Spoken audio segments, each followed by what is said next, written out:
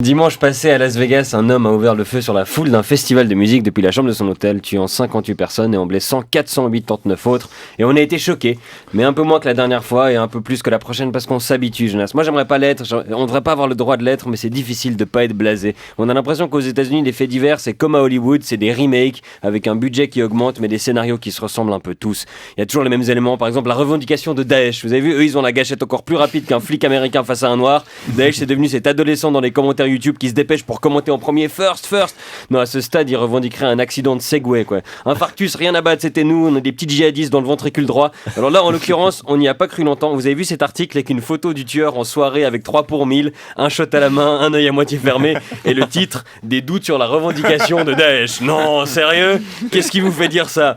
Et comme le tireur est blanc, bah paf, tout le monde arrête de parler de terrorisme. Non, c'est un loup solitaire, parce que dès le moment où un tueur doit mettre de la crème solaire indice 50, c'est plus un terroriste, c'est un animal mystique, un loup solitaire, c'est tellement chou.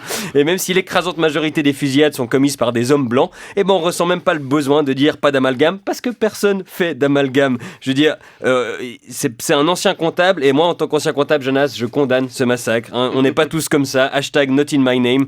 Et Trump, il est perdu, hein. Il peut même pas interdire aux Américains de voyager aux États-Unis, il peut pas déclarer la guerre à l'État du Nevada, il sait pas quoi faire.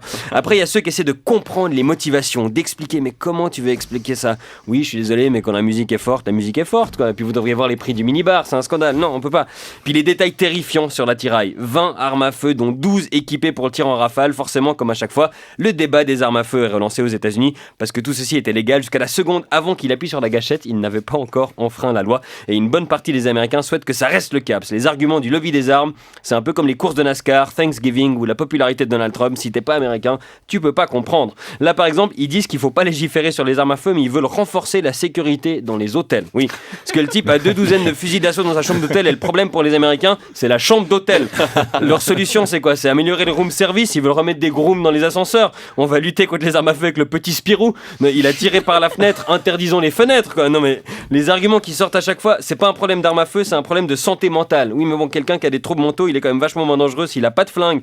Et l'ironie ultime de cet argument, c'est que les États-Unis, ils coupent dans les aides, dans les budgets de la santé. Donc, aux États-Unis, quand on leur demande de quoi un malade mental a davantage besoin, d'un thérapeute ou d'un flingue, ils hésitent entre petit et gros calibre, quoi. Non, leur raisonnement, c'est pour pas légiférer sur les armes à feu, c'est de dire que les gens qui ont envie de tuer trouveront toujours un moyen de tuer, même sans armes à feu.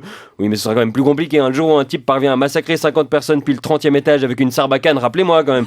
Non, mais faut pas réglementer les armes c'est pour se protéger. C'est toujours les armes, c'est pour se protéger. Aux États-Unis, 50% des armes sont aux mains de 3% de la population, et ces 3% ont en moyenne 17 flingues par personne, pour se protéger. Qui a besoin de 17 pistolets en même temps pour se protéger? Tu te prends pour qui? Une pieuvre? Non, même ça c'est 8. Un poulpe de Fukushima. Mais je sais pas, le Congrès américain, ils avaient à l'agenda cette semaine un débat sur les armes à feu. Enfin, ils débattaient pour légaliser les silencieux, parce que tuer des gens on veut bien, mais faites-le en silence s'il vous plaît. C'est dur de garder espoir que les choses changent. En 2012, il y a 20 gamins qui ont été abattus froidement dans une école, et même là, ça n'a pas suffi pour changer les lois et les mentalités. Cette semaine, il y a quand même un chanteur country qui était au festival et qui a dit qu'il avait changé d'avis sur le port d'armes parce qu'il a vu des gens mourir devant ses yeux.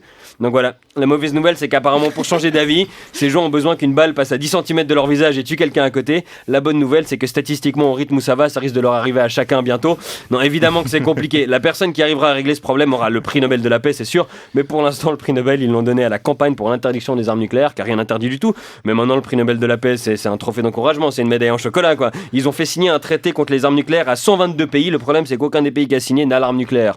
Voilà, c'est plus facile d'être d'accord de pas l'utiliser. Du coup, la journée sans voiture, c'est une moins grosse contrainte quand t'as pas le permis. Non, quant aux pays qui ont la bombe atomique, eux ils refusent d'entendre parler de traité. Et le problème c'est que quand tu essayes d'insister, ils disent fais gaffe, on a la bombe atomique. Bon, mais j'imagine que ça aussi c'est pour se protéger. Et tout ça me pousse à me demander comment doit-on faire pour se protéger de tous ces gens qui se protègent.